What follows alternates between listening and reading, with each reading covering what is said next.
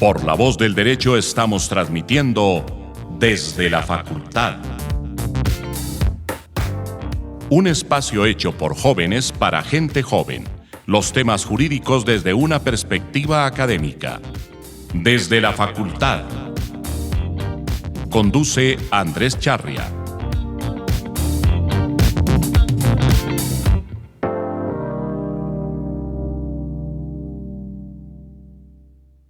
Bueno, un saludo a todos nuestros seguidores, nuestras seguidoras. Aquí los saludamos nuevamente desde nuestra versión virtual de Desde la Facultad. El día de hoy tenemos una invitada muy especial para hablar de temas de género. Ella es la profesora María Camila Correa, es la profesora principal de la Facultad de Jurisprudencia de la Universidad del Rosario. Con nosotros también se encuentra Isabela Blanco, Emilio Archila y el profesor Andrés Charria, los tres de la Universidad Javeriana. Está también Helen Geraldine Alzate de la Universidad Libre y la persona que les habla, Martín Zamudio, estudiante de Ciencias Políticas de la Universidad Nacional.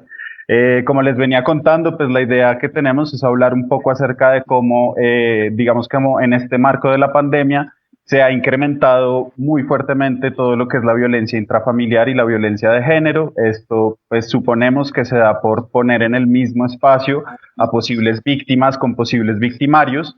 Y pues digamos que nos hemos dado cuenta a través de la investigación que hemos realizado que las cifras pues no son, digamos, nada buenas. Es realmente un problema trágico que toca la realidad no solo de las mujeres en Colombia, sino de las mujeres alrededor del mundo. Entonces, pues con eso yo quisiera empezar haciendo una pregunta a la profesora María Camila acerca de esto, cómo del panorama acerca de todo lo que está pasando. Pero antes de eso, me gustaría preguntarle, pues primero a la doctora para que se introdujera un poco cuál fue su interés en pues este tema, porque según tengo entendido, inclusive su tesis doctoral versa sobre lo que es el contenido de la charla de hoy, violencia intrafamiliar. Entonces, pues si nos pudiera explicar un poco, pues cómo llegó a escoger esta especialidad, que conoce sobre el tema en general, que nos pudiera instruir, pues que serviría para esta condición en la que nos encontramos y pues el país en general. Bueno, en primer lugar, pues muchas gracias a los organizadores y a las organizadoras por la invitación. Veo que esto es un proyecto conjunto entre la Universidad Javeriana, la Universidad Libre, la Universidad Nacional, entonces muchísimas gracias. Para mí siempre es un placer, digamos, compartir con otras universidades y hacer vínculos académicos.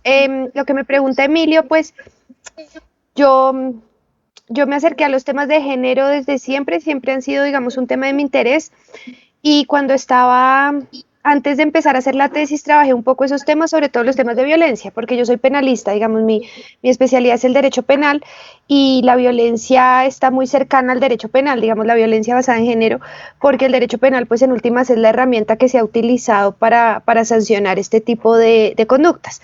Entonces me empecé a acercar sobre todo a la violencia. Yo siempre, estos días que he tenido la oportunidad de volver a hablar de violencia doméstica, he dicho que uno en efecto siempre vuelve al primer amor, porque mi primer tema en estos temas, valga la redundancia, pues fue la violencia doméstica. Ya después empecé a ampliar, empecé a estudiar temas mucho más específicos de feminismo, género, etcétera, y ya me dediqué después fue a establecer relaciones o a hacer críticas desde el feminismo al derecho penal. Pero la violencia doméstica, de nuevo, pues fue como mi primer amor, en el sentido en que fue el primer tema, digamos, de violencia basada en género, de manifestación de violencia basada en género al que me acerqué. Y como lo decía Emilio, pues mi tesis doctoral realmente lo que busca es construir una teoría de legítima defensa para las mujeres maltratadas, que son víctimas de unas relaciones de tiranía privada, que es una modalidad de violencia doméstica, con contenido de género, porque ahí es importante diferenciar que la violencia doméstica no es lo mismo que violencia basada en género, ya volvemos sobre eso, y que matan a sus agresores, estas mujeres, en situaciones donde no hay confrontación. Entonces parece que la legítima defensa no aplica ahí porque no hay como una discusión en el momento. Porque normalmente los agresores están dormidos cuando los matan. Entonces lo que mi tesis busca es construir una teoría de la legítima defensa, haciendo análisis, lo que yo considero análisis dogmáticos correctos de la figura de la legítima defensa para poderla aplicar a casos como este. Entonces digamos que mi acercamiento a estos temas fue circunstancial en algunos casos, y porque en esa época yo soy egresada de la Universidad de los Andes, y en esa época yo trabajaba con Elena Alvear, con Isabel Cristina Jaramillo, Esteban Restrepo, que son como los abanderados de los temas de género y derecho en Colombia, y Isabel, Elena han sido pioneras en este tema, entonces también me acerqué mucho a los temas de género y derecho gracias a ellas. Eso es un poco en general como la historia de por qué me he dedicado a estos temas. Bien, María Camila, muy interesante. Lo primero que uno empieza a leer cuando lee, sobre todo prensa en cualquier lado, es que el confinamiento está empezando a exacerbar los ánimos y los índices de violencia doméstica y violencia de género se están disparando. Correcto. ¿Por qué no nos cuentas un poco? Porque suena lógico, es decir, hay veces que queremos estar al del lado. En este encierro es lógico, pero pues obviamente no lo podemos matar, o no la podemos matar. ¿Qué es lo que pasa? Bueno, ahí primero digamos que me gustaría iniciar con una aclaración conceptual y es establecer, por ejemplo, que violencia de género es mucho más que violencia contra las mujeres.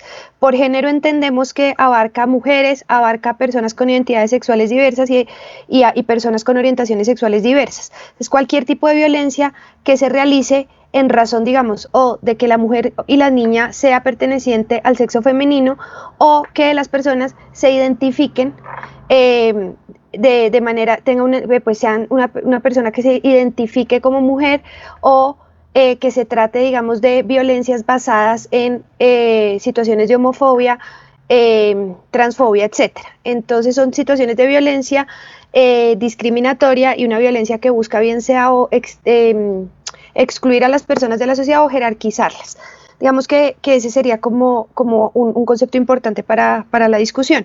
¿Qué pasa con la violencia doméstica? La violencia doméstica es ese tipo de violencia que se da en el hogar. Los psicólogos y psicólogas que han trabajado estos temas la han caracterizado como una violencia que tiene 3 elementos. Evidentemente la domesticidad, que hace referencia a la locación, pero no solo al lugar, sino digamos también a la relación entre las partes.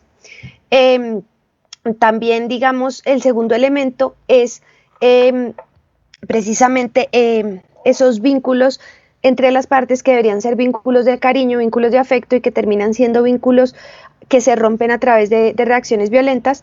Y tercero, en algunas circunstancias, y eso es importante, esa violencia doméstica tiene una búsqueda de ejercicio de poder por parte de quien agrede. Cuando la violencia doméstica se configura sobre todo entre parejas heterosexuales, de hombre hacia mujer, evidentemente tiene un componente de violencia de género contra la mujer, en el sentido en que hay una búsqueda, digamos, de dominio o control o de mantener a la mujer en un rol establecido. Entonces normalmente esta violencia, este elemento de la búsqueda de control solo se manifiesta en situaciones de lo que se denomina en inglés Intimate Partner Violence, que es violencia íntima entre las parejas, pero eso no implica que la violencia doméstica no sea un concepto mucho más amplio, que es solo violencia contra la mujer. Son dos cosas distintas que a veces se confunden. Digamos, ya habiendo entendido un poco, ya habiéndoles contado un poco cómo se conceptualiza la violencia doméstica, pues hay varias manifestaciones de la violencia doméstica. Siguiendo, digamos, teóricos como Johnson, la dividen en 4 grupos que serían 4 grupos que a su vez se dividen en 2 categorías, cuando hay búsqueda de control y cuando no la hay. Entonces, en las que hay búsqueda de control sería lo que llamarían el terrorismo íntimo, que digamos a mí el término terrorismo no me gusta, por eso yo prefiero llamarlas tiranías privadas, que son situaciones en que la pareja busca controlar sistemáticamente a la mujer y normalmente estas mujeres están casi secuestradas en su propia casa. Están también, digamos, las relaciones violentas de control mutuo, donde hay una búsqueda mutua por el control y hay una violencia mutua, y está la reacción violenta de la víctima hacia el agredido. Yo siempre digo que esta tercera modalidad de violencia no le interesa al derecho penal porque, pues, considero, como lo dejé por escrito en mi tesis doctoral, que en esas situaciones cabe la legítima defensa dependiendo del caso y pues no, evidentemente, como sabemos, no es de interés del derecho penal una conducta que se realiza en legítima defensa. Y la última modalidad donde no hay control son esas situaciones en las que no hay un entorno de violencia, pero la violencia se vuelve como una respuesta inadecuada a los conflictos normales a los que hacíamos mención antes que hay en cualquier familia o en cualquier relación de pareja. Entonces, el aislamiento social es un factor que bien va a reforzar la victimización, por ejemplo, en situaciones de tiranía privada, o va a ser un espacio de riesgo de victimización donde antes no había riesgo de victimización. Ya volvemos sobre eso. El aislamiento social no es solamente cuando nos aíslan a nosotros porque hay una pandemia y no podemos salir a la calle por, digamos, decisiones basadas en salud pública. Hay muchas modalidades de aislamiento social. Se ha dicho, por ejemplo, que hay cada vez menos vínculos sociales porque las sociedades occidentales suelen ser muy individual, digamos, se han individualizado. Todo el concepto de estado de bienestar crea programas que hacen que la gente dependa cada vez menos de las relaciones sociales y empiece a depender más del Estado, y todo eso genera riesgos de aislamiento. También los contactos privados, digamos, los contactos entre las comunidades se sacrifican por las redes laborales. Entonces hay varios tipos de aislamiento social con factores externos y factores internos. Por ejemplo, un aislamiento social por factores internos, que digamos en este momento no nos interesa, es personalidad de la persona, depresión, o que la persona realmente se aísla de todo de manera voluntaria. Los externos pueden ser por factores económicos, geográficos, políticos o impuestos por otros. Entonces piensen que uno económicamente puede estar en una situación de aislamiento social, geográficamente puede estar en un lugar que implica un aislamiento social. La sociedad también puede generar situaciones, valga la redundancia, de aislamiento social, y los impuestos, pues el ejemplo que estamos viviendo es un aislamiento social impuesto por motivos de salud pública por el gobierno, pero también la violencia puede ser una forma de aislamiento social. Entonces, si partimos de la base en esa primera modalidad de violencia doméstica, que nos vamos a ocupar de las tiranías privadas, que ya de por sí las mujeres y las niñas están aisladas por el agresor, están en una situación de tiranía privada en donde una de las características es impedirles generar coaliciones externas, acceder a soporte social y a control social de su situación, pues obviamente este aislamiento impuesto por el gobierno lo que va a hacer es una herramienta a favor del maltratador sistemático. Entonces es aún más fácil, digamos, si la mujer ya de por sí está aislada por una situación de violencia, este aislamiento va a reforzar la situación de aislamiento en la que ya se encontraba per se la mujer.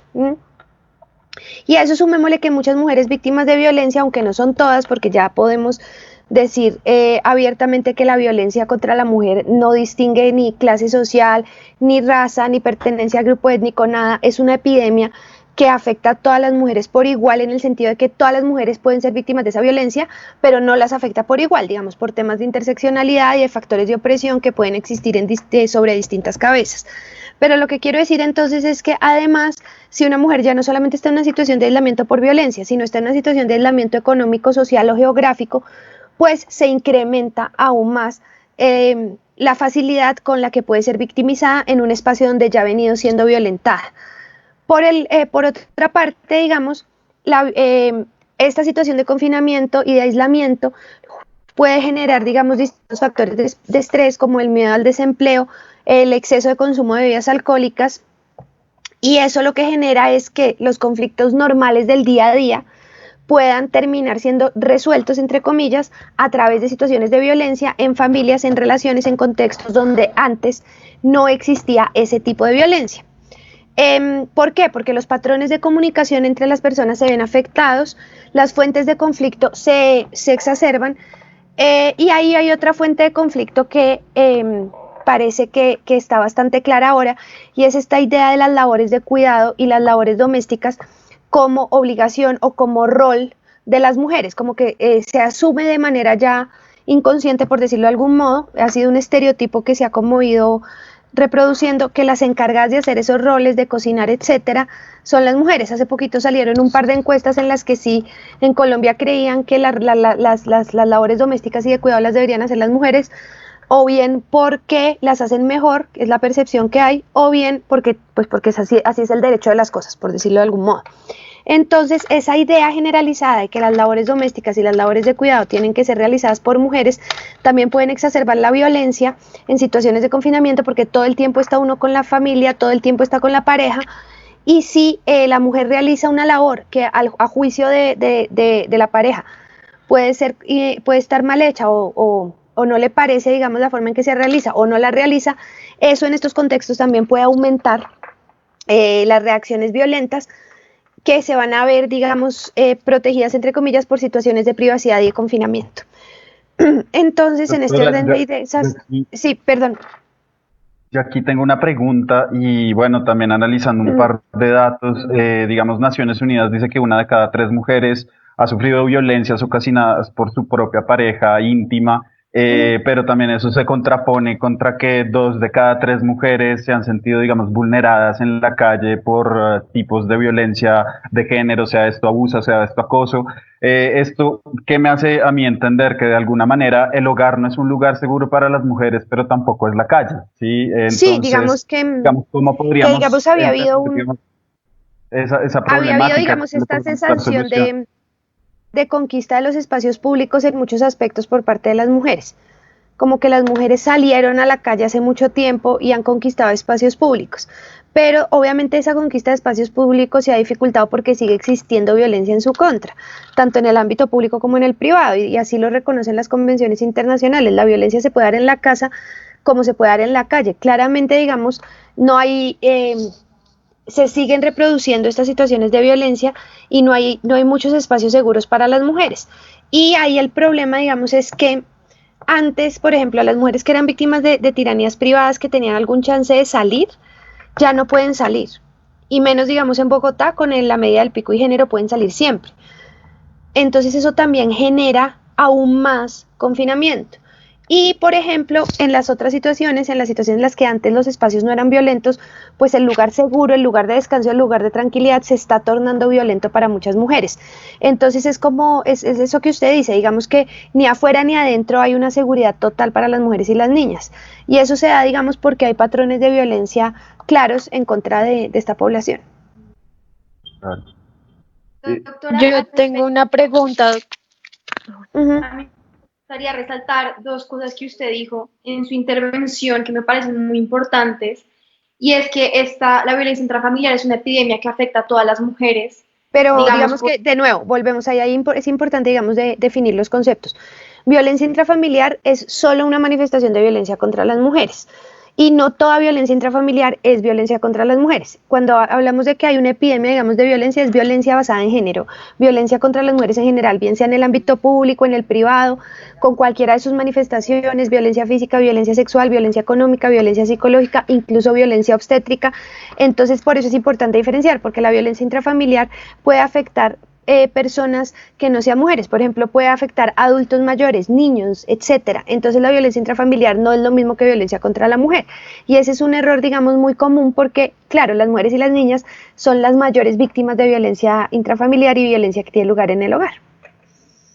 Yo tengo una pregunta ahora sí. Quisiera preguntar con relación a la población con la que usted ha trabajado, digamos, ¿cuál considera que, o sea, no solo en este momento, pues como usted ya lo menciona, digamos que son las mujeres y las niñas las más violentadas, pero con relación a la población en general, o sea, en específico, no sé si ha trabajado de pronto en pueblos o en otros lugares que ya tenían como una especie de aislamiento, ¿qué pasa con ellos? ¿O cómo considera usted que les ha afectado la pandemia a estas personas que ya estaban aisladas anteriormente? Pues es lo que acabo de decir. Una persona que ya se encuentra aislada por factores sociales, geográficos o económicos o por los tres, pues un aislamiento de este estilo va a reforzar la situación en la que estaba, porque lo que genera el aislamiento social en general es menos soporte social y menos control social. Entonces son como tres situaciones de aislamiento distintas en las que puede estar una persona. Ya de por sí puede estar aislada por factores geográficos o económicos o sociales, además puede estar aislada por situaciones de violencia y ahora está aislada además por situaciones de salud pública. Entonces es como un hiperaislamiento. Además piensen que la única persona que está aislada en este momento no es esa víctima de violencia, todos estamos aislados. Entonces el control y el soporte social se va a debilitar aún más que en situaciones de aislamientos económicos, geográficos o de violencia, que son, por llamarlos de algún modo, aislamientos individuales. Doctora, yo le tengo una pregunta. Usted, como estudiosa del ámbito penal, ¿cree que la violencia es inherente al ser humano o no es inherente al ser humano? No sé, digamos, porque pensar eso, pues digamos que uno no puede pensar que las personas son violentas por naturaleza. Yo no creo que sean violentas por naturaleza. Las personas pueda que se vuelvan violentas. No sé, digamos, cualquier cosa que le responda va a ser muy, muy mala porque no me ha preguntado eso, entonces no lo he pensado. Es que yo le digo esto es porque desde mi perspectiva, pues sí hay cierta naturalidad, entendiendo naturaleza, pues lo que uno pues hace sin que le instruyan de esa manera o reciba algo externo, pero de todas maneras pues uno siempre está con un ambiente. Entonces, lo que yo quiero decir es si eso es más o menos natural, porque es tan importante diferenciar entre clases de violencia, como usted dice, porque en mi opinión, pues, la violencia de género entonces no se diferenciaría de pues, la violencia racial, por ejemplo, eso es lo No, que quiero decir. sí se diferencia, porque son como las finalidades violentas. A las mujeres no las matan ni las violentan por las mismas razones que matan y violentan a los hombres, ni por las mismas razones que matan y violentan a las personas trans. ¿Y por qué es importante diferenciar las modalidades de violencia? Porque si uno no le pone nombre a las violencias, está invisibilizando de lo que son víctimas las personas. Entonces, si uno no entiende que la violencia contra las mujeres es una violencia basada en discriminación, que lo que busca es jerarquizar a las mujeres, mantenerlas oprimidas en una situación de opresión en la que han estado, digamos, a lo largo de la historia, o castigarlas por no cumplir los estereotipos que se les ha asignado socialmente, no va a entender, digamos, por qué es relevante hablar de violencia contra las mujeres como un fenómeno autónomo. Si uno no entiende que la violencia contra las personas trans es una violencia que lo que busca en la mayoría de las ocasiones es excluirlas, porque quienes las agreden perciben que esas personas están haciendo las cosas mal y que esas personas no deberían comportarse como se comportan y que las están agrediendo y las están discriminando, violencia como forma de discriminación. Entonces, si uno no entiende eso, no puede entender, digamos, cuál es esa violencia tan específica de la que son víctimas las personas trans y que era, digamos, por lo que estaban abogando cuando salió el decreto. Está clarísimo que las personas trans las agrede mucho más la policía que a otras personas.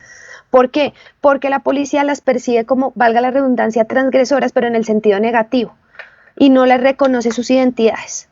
Entonces, al diferenciar cada tipo de violencia, la entendemos, la nombramos, que es clave nombrar, digamos, las experiencias violentas de cada colectivo, y podemos sancionarla correctamente. Porque, digamos, si esa Pero es la una primera, pregunta, digamos, entonces ¿usted cree que, por ejemplo, en el campo rural de Colombia, donde sabemos que no llega el Estado, qué pena, no sé si me escuchó, le repito, Sí.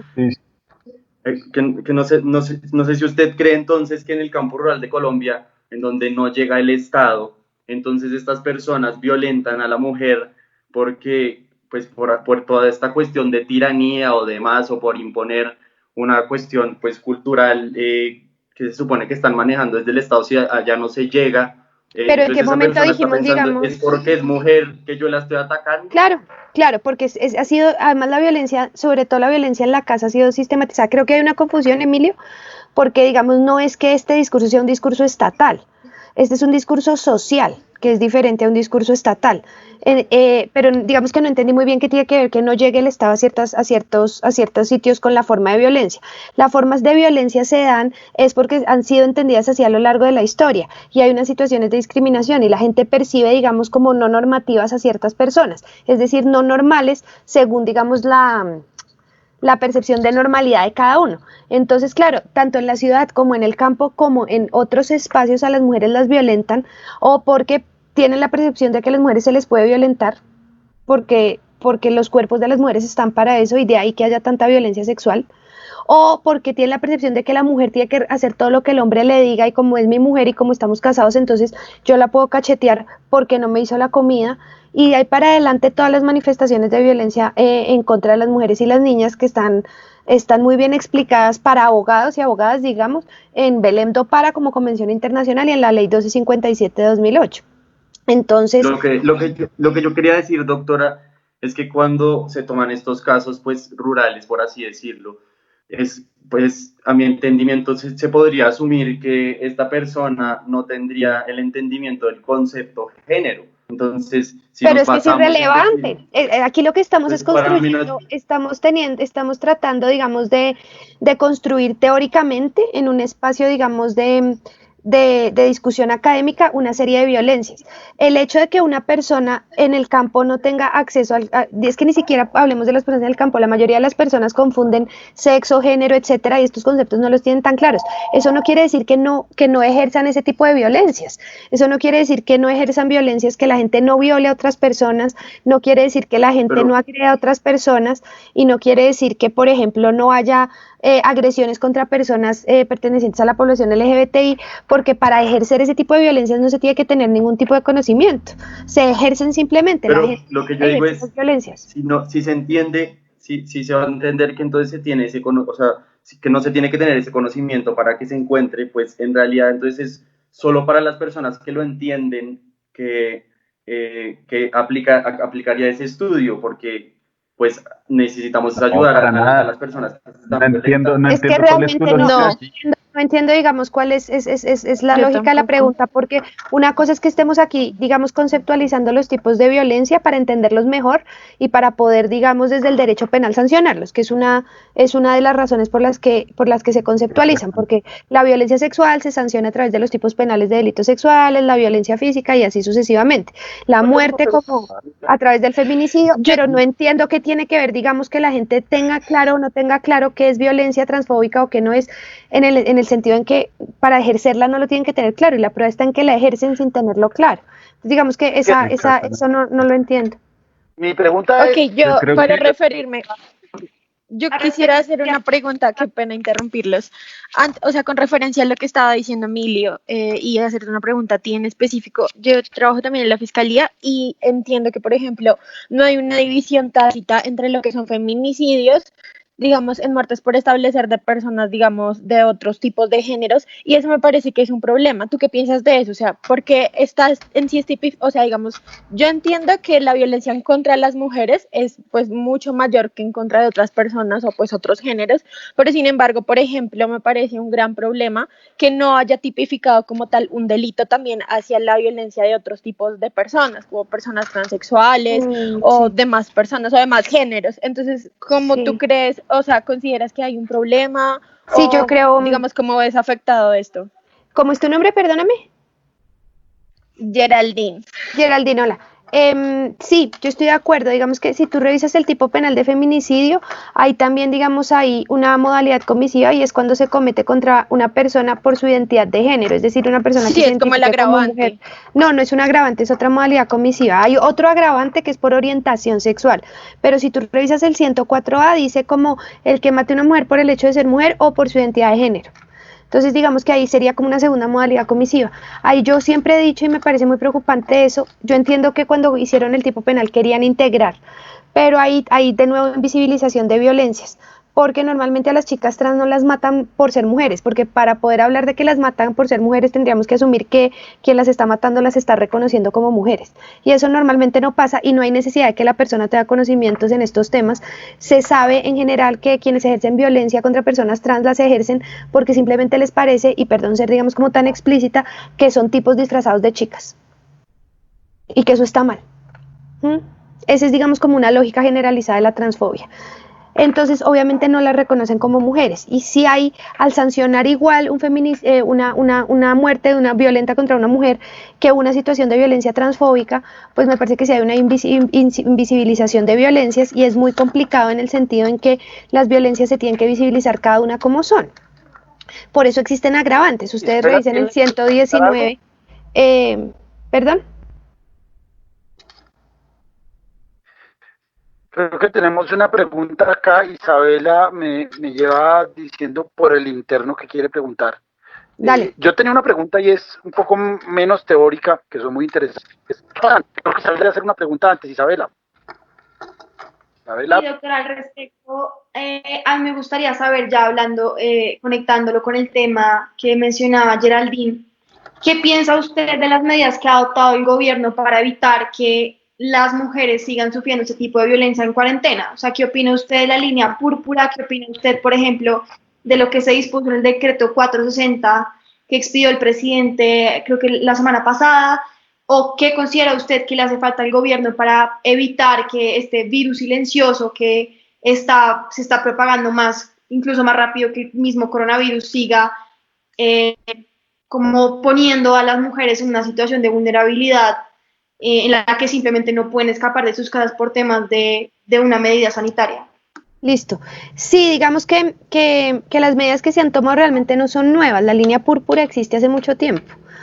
Digamos, la Secretaría de la Mujer a nivel Bogotá toma una medida interesante y es el tema, digamos, de que las mujeres violentadas pueden acercarse al Farmatodo, se pueden acercar al D1 y a ciertos almacenes y ahí pedir ayuda. Esas medidas, digamos, cualquier medida es buena, cualquier forma de ayudar está bien.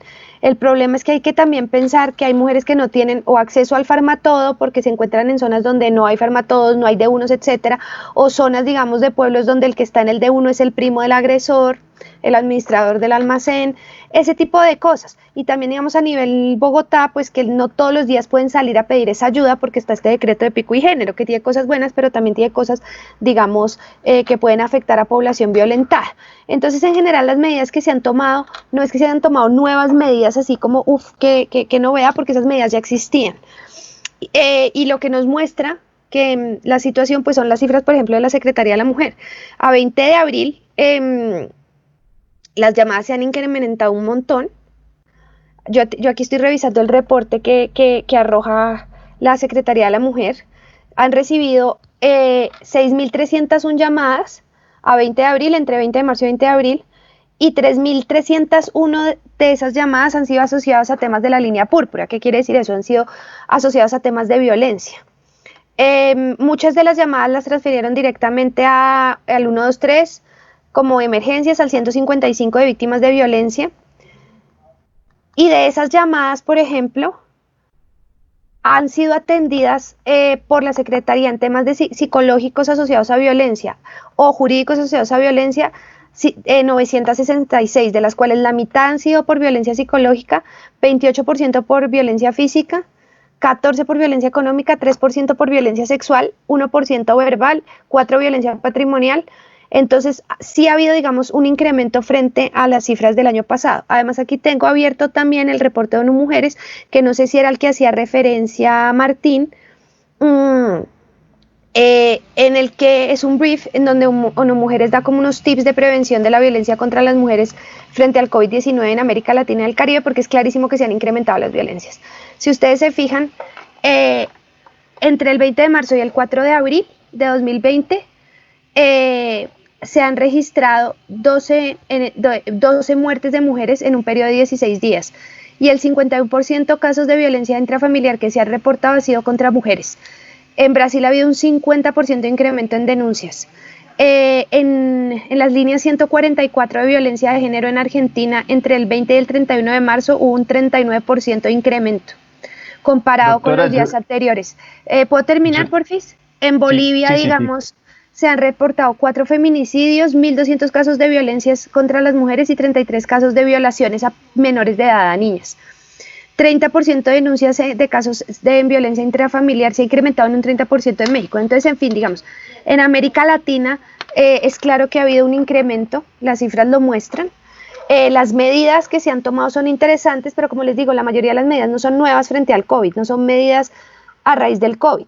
Todas estas líneas de atención ya, tanto a nivel local como a nivel nacional, ya existían. O sea, la 155 ya existía, línea púrpura, secretaría ya existía, el coequivalente Medellín, Cali, etcétera, eso ya existía. Y las medidas que se han ido tomando son muy útiles, digamos, se reciben de manera bien, se aplauden, pero es que pasa lo mismo que siempre pasa con la violencia, y es el tema de que no se tiene en cuenta la interseccionalidad por factores económicos o factores sociales, incluso factores raciales o de idioma. Mujeres, digamos, indígenas que no hablen español del todo bien, pues no se pueden comunicar, o que no tengan acceso a internet o acceso a teléfonos. Que eso, digamos, pocas veces se tiene en cuenta. Y hay muchas comunidades indígenas que no tienen de lengua madre el español. Doctora, yo le tengo una pregunta a usted. Espera, es pequeña. Creo que iba primero el profe Charria. Bueno, sí, sigue Martín, mejor. Bueno, mi pregunta va un poco orientada a esa discusión que teníamos ahorita sobre si este es un problema social o es un problema estatal. Obviamente, digamos que todos los problemas sociales van a tratar de ser cobijados por el Estado. cuando Emilio de alguna manera decía que en estos ámbitos no llega el Estado porque son espacios rurales, yo creo que ahí hay también como un error en la comprensión, porque creo que así pase en una casa estrato 6 en la ciudad de Bogotá, pues es un espacio privado en donde el Estado, digamos que no va a poder ingresar, y cuando ya haya habido algún tipo de violación a los derechos de la mujer o lo que sea, es muy difícil que esa rama jurídica investigativa logre llegar a dar con las pruebas exactas que exoneren a la mujer o al hombre. Sí, es muy difícil como que hayan pruebas materiales para solucionar este tipo de casos de violencia de género e intrafamiliar. Entonces la pregunta es un poco, digamos, viendo también cómo ha sido la manera de muchos colectivos feministas y muchos movimientos feministas han optado, digamos, por el escarnio público, por este tipo de actos de denunciar al agresor públicamente, entendiendo que, digamos, que la vía jurídica y penal siempre es carente de soluciones, ¿no? Porque también es carente de alcance. Entonces, no sé, quisiera saber un poco su opinión frente a eso. ¿Cuál podría ser la solución, visto que el Estado no tiene las herramientas para llegar a solucionar estos casos, a Yo no ingresar creo en que, esos ámbitos no creo que privados? el Estado no tenga las herramientas. Y el Estado, digamos, hay, digamos, muchas excepciones al derecho a la privacidad y a la intimidad familiar, como por ejemplo cuando sean situaciones de violencia. Tanto que, digamos, hay tipos penales que sancionan la violencia intrafamiliar como tal, así se llama. Entonces, digamos, no es que, que sea muy difícil el acceso por temas de privacidad, porque esa idea de que lo que queda en casa, lo que pasa en casa se queda en casa, que también reforzó en una época la violencia contra las mujeres, pues se ha ido superando. El problema no es que no, el Estado no tenga herramientas. Yo siempre he defendido, digamos, que al menos desde lo penal las normas existen. El problema es quienes las aplican, que las aplican mal, o bien sea por desconocimiento o bien sea por desinterés. Entonces pienso que una de las maneras de solucionar eso es capacitar operadores judiciales en temas de género, es súper importante. Y creo también, digamos, que el punto ahí es que las denuncias que se hacen, digamos, no por el conducto jurídico, como lo ha dicho usted, con todos estos temas como el Me Too, etcétera, lo que han hecho es generar visibilidad que no existía. Y creo que eso también es bueno. Porque eso que genera, yo creo que eso genera una reacción en cadena. Si todas nos damos cuenta que no somos las únicas y que no estamos solas, nos va a dar menos miedo contarlo y eventualmente nos va a dar menos miedo llegar a las autoridades competentes. Por ejemplo, si en una empresa, porque no solamente es denunciar ante la fiscalía, también es realizar las quejas ante las oficinas de gestión humana de las empresas, es, digamos, contarlo y solicitar que se lleve un procedimiento en contra de esa persona que agredió de alguna u otra manera a una mujer. Entonces yo creo que estas situaciones en las que las mujeres salen a decir, a mí también me ha pasado de manera pública, lo que genera es una sensación como de no estoy sola, y eso eventualmente puede generar una reacción en cadena para que se recurra más a las entidades estatales. Claro, hay poca confianza en las entidades estatales, creo yo, por mala aplicación de las herramientas que tiene el Estado, pero también porque a la gente le da miedo recurrir a las entidades estatales, es otra de las razones. Entonces yo creo que estos movimientos así lo que generan es como un apoyo colectivo para que eventualmente a la gente le dé menos miedo de recurrir a las entidades estatales. Entonces creo que en ese sentido son positivos, porque visibilizan. Fíjense que después del movimiento Me Too se visibilizaron un montón de cosas. A mí hace poquito en otro escenario de estos que no recuerdo dónde fue, me preguntaban, ¿usted por qué cree que desde el Me Too se ha incrementado las situaciones de violencia y acoso? Y la respuesta no es que se haya incrementado, es que desde el Me Too se empezaron a hacer visibles, pero ya existían. No es que el Me Too las haya incrementado, sino que las hace visibles, porque a la gente ya le da menos miedo de salir y decir, pues a mí también.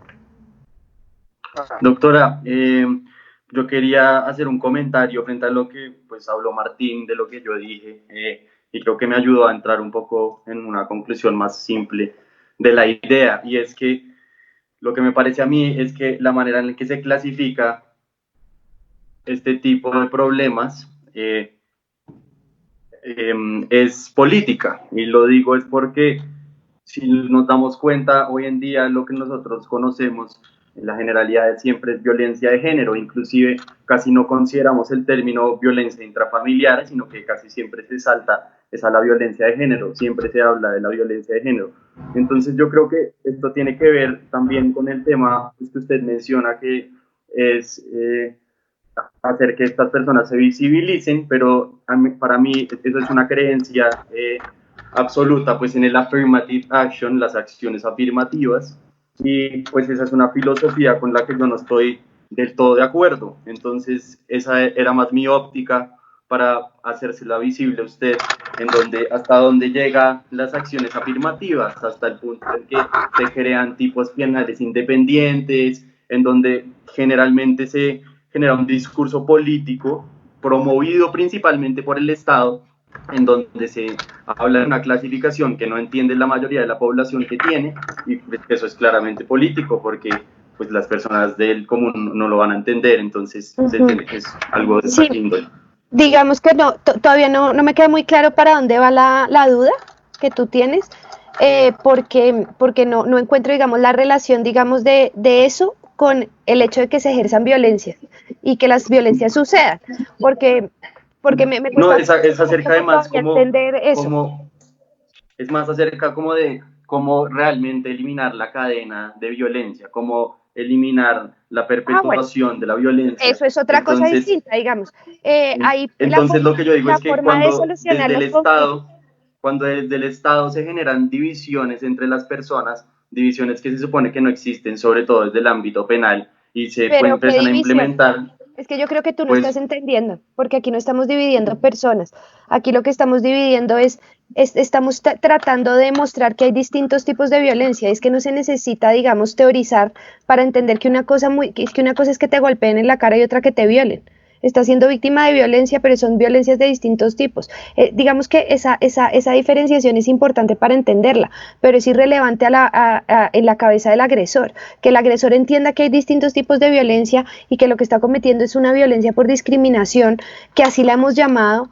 Pues él no tiene que decir, soy un agresor sexual que voy a discriminar a la gente. Él viola por una razón. Pero ¿cómo puede ser irrelevante si esa sería la mejor manera para que él se diera cuenta que no debería efectuar este tipo de acciones, diciendo, yo no debo discriminar a nadie, no porque sea de esta característica o de esta característica, o mío, no debo respetar a otro humano? Bueno, nos excusamos con todos ustedes, tuvimos un problema técnico de último momento, un pequeño imprevisto. Pero ya estamos de vuelta con la entrevista. Estábamos hablando un poco de por qué o para qué se tipifican este tipo de cosas.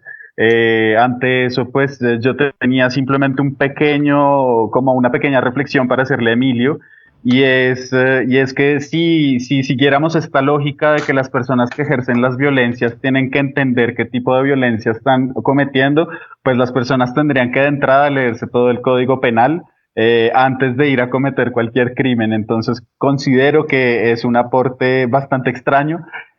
Tampoco lo entiendo, creo que ese era también uno de los argumentos de la profesora María Camila, de no entender hacia dónde iba ese punto, pero bueno, creo que podemos continuar. Creo que tenían preguntas. Isabela, sigue, dale. ¿Era usted que puede ser una medida para hacer visible esa interseccionalidad a la que usted nos hace mención? Porque evidentemente hay tipos de violencia, como usted lo ha dejado muy claro, y este fenómeno afecta, digamos, a las mujeres en diferentes proporciones dependiendo de sus condiciones. Entonces yo le quería preguntar, doctora, ¿qué piensa usted y qué medida de pronto sería útil o qué idea tiene usted para de pronto hacer visible ese tipo de condiciones tan diversas que nos caracterizan a todas las mujeres y que puede ser más efectivo en aras de disminuir esa violencia? Ya, yo creo que no hay que hacerlas visibles porque es claro, en el fondo todos sabemos que somos un país que tiene distintas desigualdades, también es un país diverso, etcétera, y sabemos que hay mujeres que tienen, digamos, que pertenecen a ciertas etnias, que pertenecen a ciertas comunidades en las que pueden ser más vulnerables a ciertos tipos de violencia o a ciertas circunstancias. Eso está claro, eso lo sabemos. Las medidas, digamos, no se deben tomar para visibilizar eso, sino que lo que hay que hacer es que cuando se toman medidas, digamos, por ejemplo, en temas de violencia, hay que tener en cuenta esas situaciones diferenciadas y los impactos diferenciados. Y eso se ha hecho, se ha venido haciendo en ciertos espacios. Todo lo que tiene que ver con justicia transicional y temas del sistema integral de verdad, justicia, reparación y no repetición ha tenido en cuenta esos factores en todas, digamos, las medidas que han tomado. Por ejemplo, digamos, lo que yo decía ahorita. Hay mujeres, por ejemplo, colombianas cuya lengua materna no es el español, porque son pertenecientes a comunidades indígenas que tienen lenguas propias. Entonces, una de las cosas que se ha hecho, digamos, en general, es asegurarles en procesos a todas estas personas que siendo colombianas el español no es su lengua madre, tener un traductor todo el tiempo para que entiendan perfectamente lo que está sucediendo. Son ese tipo de medidas en las que se demuestra que se tiene en cuenta esas afectaciones diferenciadas, por ejemplo, de la violencia, del conflicto armado, etcétera, que hay frente a las distintas personas. No es tanto visibilizar las diferencias que ya se tienen claras, sino tenerlas en cuenta a la hora de adoptar medidas. Es un poco lo que se dice. Digamos, ahorita hay como una digamos, utilización de las aplicaciones, no solamente por los avances de la tecnología, sino por la situación en la que nos encontramos de aislamiento. Ahí, digamos, también hay que empezar a pensar que mucha gente no tiene internet, y esto nos está mostrando que el internet es casi que se tiene que empezar a replantear la idea de internet como derecho fundamental para poder denunciar situaciones de violencia, pero también para acceso a otros derechos como la educación. Toda la educación se está haciendo por internet en este momento, y hay gente que no tiene internet, por ende no tiene acceso a la educación. Hay gente que no tiene internet, por ende no tiene acceso a denunciar a ciertas plataformas que se han establecido, ciertas aplicaciones para denunciar situaciones de violencia, como que no hay acceso tampoco a teléfonos o a líneas telefónicas. Es un poco eso. Y volviendo, digamos, a lo que decía Martín y lo que decía Emilio, yo quería cerrar con una cosa. Claramente el derecho penal le exige a uno saber que está cometiendo la conducta, saber que violar es malo, eso todo el mundo lo tiene claro.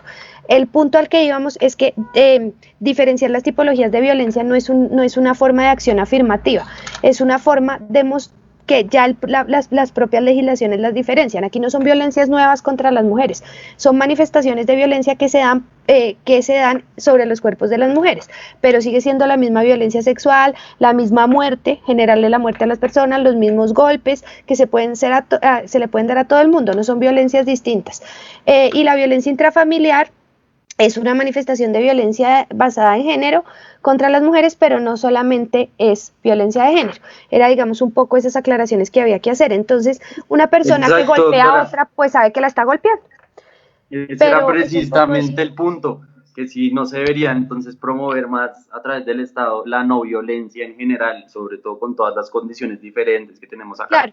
La no violencia se debe promover, pero también se debe promover las no violencias específicas, y por eso hay campañas.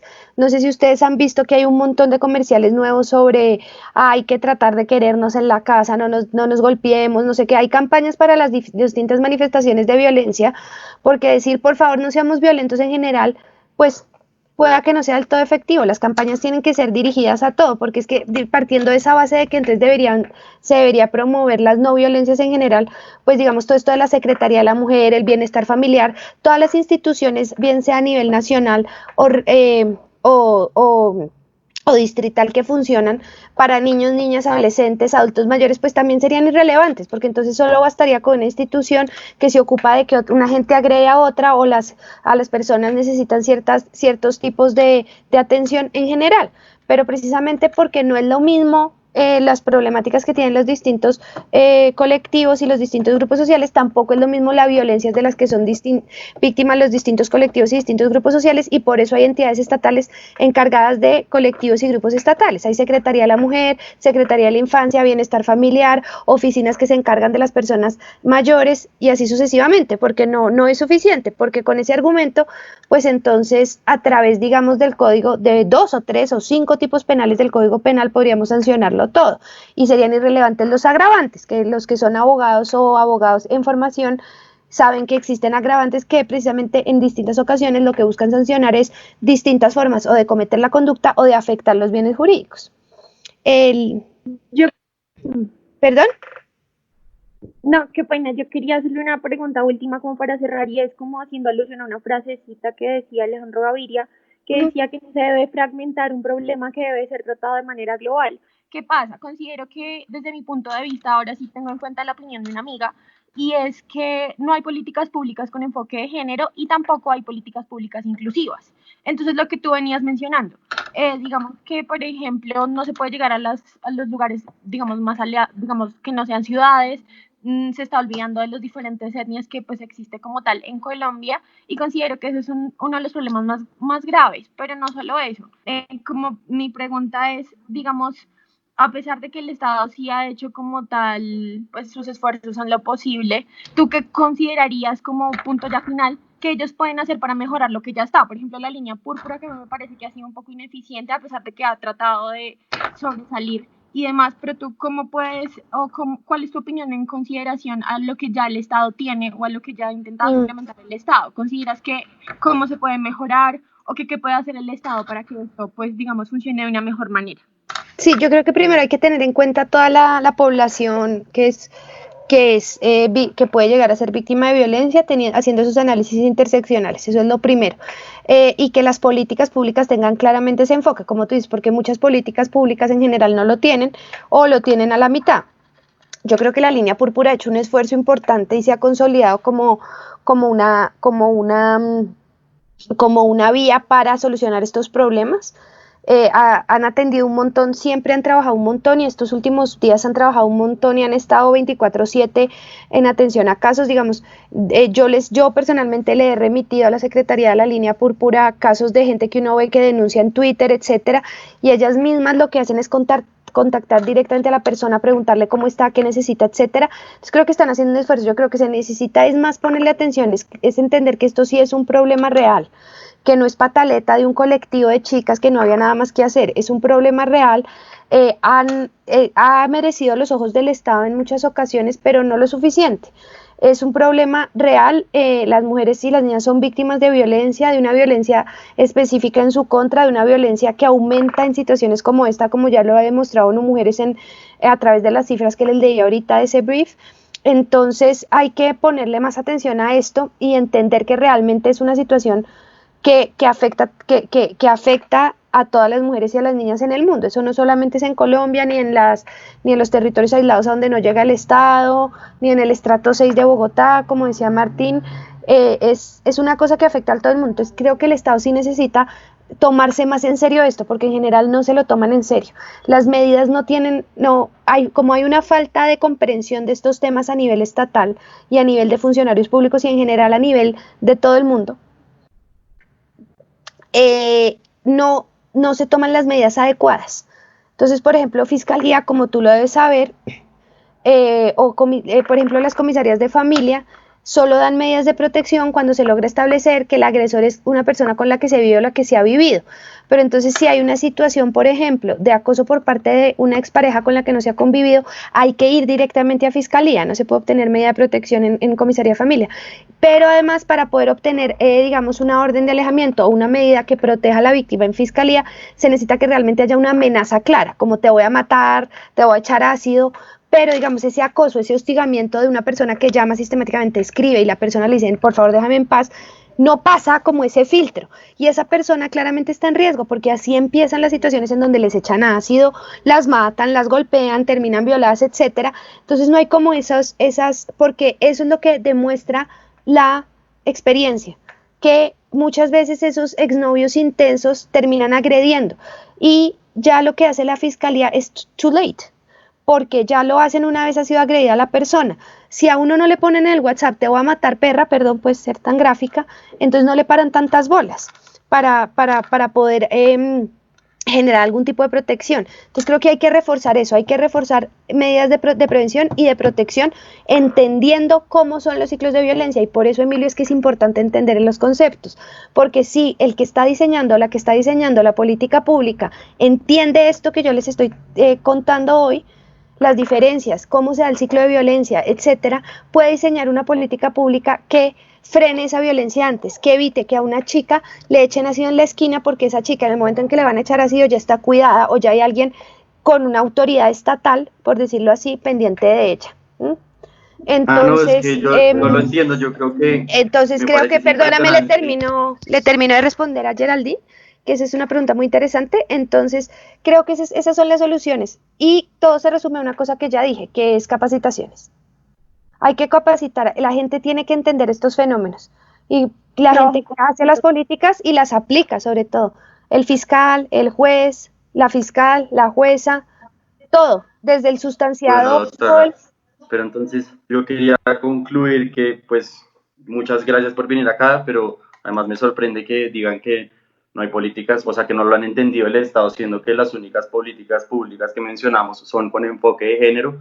Pero pues le agradecemos mucho por venir acá, por estar con nosotros, porque este es un espacio en donde se comparten diferentes ideas de diferentes posturas. Precisamente esa es la idea de acá, que pues salgamos a convencer, aunque nos parezca difícil, porque ese es el propósito, pues, de dialogar, y sobre todo pues en un país en donde normalmente se matan por tener diferentes ideas. Es muy interesante pues es crear un espacio como este. Entonces, muchísimas gracias a todos por acompañarnos y esperamos que pues nos vean en el próximo episodio. Tenemos las redes, no sé si alguien más quiera decir algo. Sí, que vamos a publicar justamente una infografía, o ya se publicó una infografía en nuestro Instagram para que nos sigan desde _la_ facultad, en donde tenemos todos los números de todas las regiones del país a las cuales pueden acceder las personas que están siendo víctimas de violencia de género o intrafamiliar, y que se suscriban, activen la campanita. Muchísimas gracias, profesora, por estar con nosotros. Ustedes, muchas gracias por la invitación.